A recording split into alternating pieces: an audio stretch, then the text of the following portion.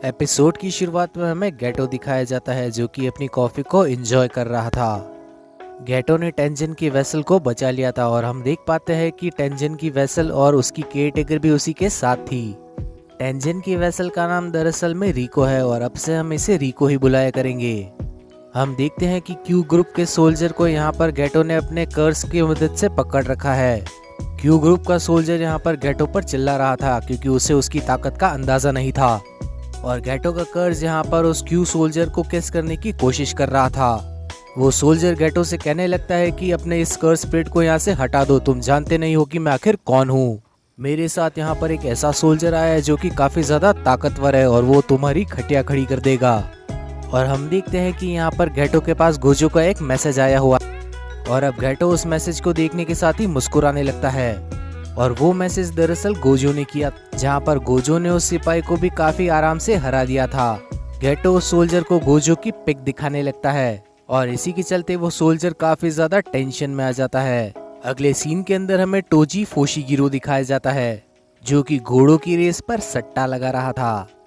Kong यहाँ पर आने के साथ ही टोजी को अपना काम याद दिलाने लगता है कि उसे स्टार वेसल को मारना है, लेकिन टोजी बताने लगता है कि वो गोजो को हैंड टू हैंड कॉम्बैट में कभी नहीं हरा सकता, इसीलिए उसने वहां पर कुछ गुंडों को भेजा है जो कि गोजो को थोड़ी देर के लिए थका जरूर देंगे।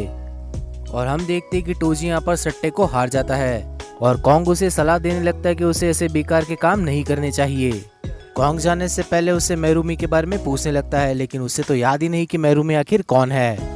दूसरी तरफ गेटो और गोजो ये फैसला कर रहे थे कि आखिर उन्हें इस लड़की के साथ क्या करना चाहिए और अचानक से रिको को वहाँ पर होश आ जाता है। रिको इन दोनों को भी गुंडा समझ लेती है और वो गोजो को एक जोर का चांटा मार देती है, लेकिन गेटो और गोजो दोनों ही उसे समझाने लगते हैं कि वो यहाँ पर उसे बचाने के लिए आए हैं। लेकिन रिको उन दोनों का ही विश्वास नहीं करती और बताती है कि तुम दोनों तो शक्ल से ही गुंडे लगते हो। और ये सुनने के साथ ही गोजो और गेटो उसे बुली करने लगते हैं। आखिर ऐसी बेइज्जती सहता भी कौन। अब वहाँ पर रिको की केयरटेकर मितासो पहुँच जाती है और वो रिको को समझाने लगती है कि ये लोग तो अच्छे लोग हैं क्योंकि इन लोगों ने हमारी जान बचाई है। मितासो एक कर्स टेक्निक के ऊपर सवार थी तो रिको उससे पूछने लगती है कि आखिर ये कहाँ से आया और गेटो कहने लगता है कि ये सब उसी का कमाल है, वो कर्स टेक्निक को कंट्रोल कर सकता है। गोजो कहने लगता है कि हमें लगा था कि ये लड़की काफी ज्यादा अलग होगी क्योंकि ये कुछ ही दिनों के अंदर मरने वाली है, लेकिन रिको बताती कि उसे तो काफी ज्यादा प्राउड फील हो रहा है क्योंकि अब वो मास्टर टेंजन के साथ मिलकर अमर हो जाएगी। रिको के लिए ये काफी ज्यादा सौभाग्य की बात थी कि मास्टर टेंजन ने उसे चुना, लेकिन गोजो और गेटो तो उसकी बात को इग्नोर करने लगते हैं और गोजो गेटो को अपनी फोन की नई स्क्रीन दिखाने लगता है, जिस वजह से रिको को यहाँ पर काफी ज्यादा गुस्सा आने लगता है। और अचानक से रिको को याद आता है कि आज तो उसे स्कूल जाना था। गोजो यागा से फोन पर बात करते हुए पूछने लगता है कि क्या उसे स्कूल लाना जरूरी था। मास्टर यागा बताते हैं कि ये टेंजन का ही आदेश है, रिको जो चाहेगी तुम्हें आखिर वैसा ही करना होगा, जिसके चलते गोजो उसे एक नंबर की बिगड़ैल लड़की कहने लगता है। लेकिन गेटो बताता है कि अब तो वो अपनी लाइफ जी ही नहीं पाएगी और टेंजन से मर्जर के बाद तो वैसे भी वो स्कूल के सबसे नीचे वाले हिस्से में रहा करेगी, तो उसे पूरा हक है कि वो जैसे अपनी लाइफ जीना चाहे वो वैसे जी सके। मितासो भी बताने लगती है कि वो उसकी केयरटेकर इसीलिए क्योंकि उसके कोई पेरेंट्स नहीं है और हमें उसके आखिरी दिन में उसकी आखिरी इच्छा पूरी करनी चाहिए। और यहाँ पर दूसरी तरफ हमें तोजी दिखाया जाता है और उसने कॉन्ग से कहकर रिको के सर पे बाउंटी भी लगवा दी थी, यानी कि जो कोई भी रिको को मारेगा उसे काफी सारे पैसे मिलेंगे। और इसी सब के चलते कई सारे कर्स यूजर्स रिको को मारने के लिए उसके स्कूल के अंदर आ जाते हैं और यहाँ पर गेटो और गोजो दोनों ही रिको को बचाने लगते हैं। कॉन्ग तोजी को कॉल करके बताने लगता है कि हमें तो पहले से ही उसके सर पे बाउंटी लगवा देनी चाहिए थी, तुम तो यहाँ पर सिर्फ टाइम पास के लिए हो। लेकिन तोजी बताने लगता है कि रिको के साथ गोजो है इसीलिए उसे मारना नामुमकिन है। वो कॉन्ग से कहने लगता है कि 47 घंटे तक वो उस बाउंटी को चलने दे और इतने घंटों के बाद वो उस बाउंटी को कट कर सकता है। कॉन्ग तोजी से बात करने की कोशिश करने लगता है, लेकिन यहाँ पर तोजी तो फोन ही काट है और यहाँ पर गेटो के सामने एक बूढ़ा सॉसरस आकर खड़ा हो जाता है जिसने अपने ही 2 शिकिगामी समन किए थे। वो गेटो को देखने के साथ ही समझ जाता है कि ये जुजुत्सु हाई से है और इसी सब के चलते यहाँ पर गेटो भी अपने 2 कर्स को बाहर निकालता है और अचानक से वो उस बुड्ढे कर्स यूजर पर एक स्नेल की मदद से अटैक कर देता है। हमें लगने लगता है कि उस बुड्ढे का काम तमाम हो गया, लेकिन वो बुड्ढा तो पीछे से आकर उसके ऊपर ही हमला करने लगता है। लेकिन अचानक से उस बुड्ढे को एक डॉग दिखाई देने लगता है। दरअसल में बचपन से ही कर्स स्पिरिट्स को देख पाने के चक्कर में उसके साथ काफी सारा डिस्क्रिमिनेशन हुआ करता था, लेकिन बचपन में उसके पास वो डॉग ही ऐसा था जो कि उसके साथ सही से रहा करता था। लेकिन अचानक से गेटो उसे जोर का पंच मार देता है। और यहाँ पर हम लोग जान ही चुके हैं कि गेटो हैंड टू हैंड कॉम्बैट में भी काफी ज्यादा तेज तरार है।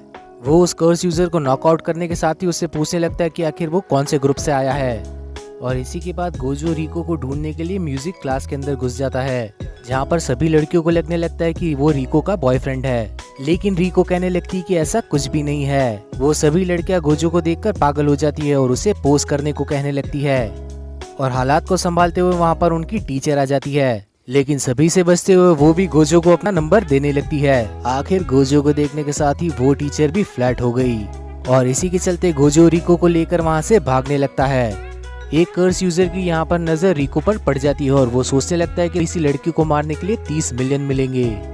लेकिन अचानक से उसके पीछे मितासो आ जाती है, जो कि सिर्फ एक झाड़ू की मदद से ही उस कर्स यूजर को हरा देती है। और दूसरी तरफ गेटो गोजो को बता देता है कि रिको के सर पर 30 मिलियन की बाउंटी है। अब हम देखते हैं कि वहाँ पर एक कर्स यूजर आ जाता है, जो कि अपने क्लोन्स बनाकर गोजो पर अटैक करने लगता है। लेकिन गोजो की इन्फिनिटी शील्ड की वजह से वो उसे हाथ भी नहीं लगा पाते और गोजो उन दोनों को ही काफी बुरी तरह से पीट देता है। और यहाँ पर गोजो को मालूम चल चुका था कि उस कर्स यूजर की 5th बॉडी ही असली बॉडी है, बाकी सब तो क्लोन्स हैं। और ये जानने के साथ ही वो कर्स यूजर वहाँ से भागने लगता है और गोजो अपनी टेक्निक ब्लू को यूज करने लगता है और वो कर्स यूजर गोजो की तरफ खींचा चला आता है, जिसके चलते गोजो अब reverse curse technique red use करने लगता है। लेकिन गोजो की टेक्निक काम नहीं कर पाती, क्योंकि गोजो को रिवर्स कर्स टेक्निक रेड ठीक से नहीं आती थी, जिस वजह से गोजो उसे एक मुक्का देकर वहीं पर बेहोश कर देता है। और यहाँ पर रिको भी गोजो की इतनी खतरनाक पावर देखने के साथ ही काफी ज्यादा हैरान रह चुकी थी। अचानक से उसके फोन पर एक मैसेज आता है, जिस सभी के अंदर इन लोगों को पता चलता है कि मितासो को किसी ने किडनैप कर लिया है। और इसी सब के चलते एपिसोड नंबर 2 भी यहीं पर खत्म हो जाता है। तो वीडियो को लाइक करने के साथ ही चैनल को भी सब्सक्राइब कर लेना। तो अब मिलते हैं नेक्स्ट वीडियो के अंदर, तब तक के लिए बाय एवरीवन।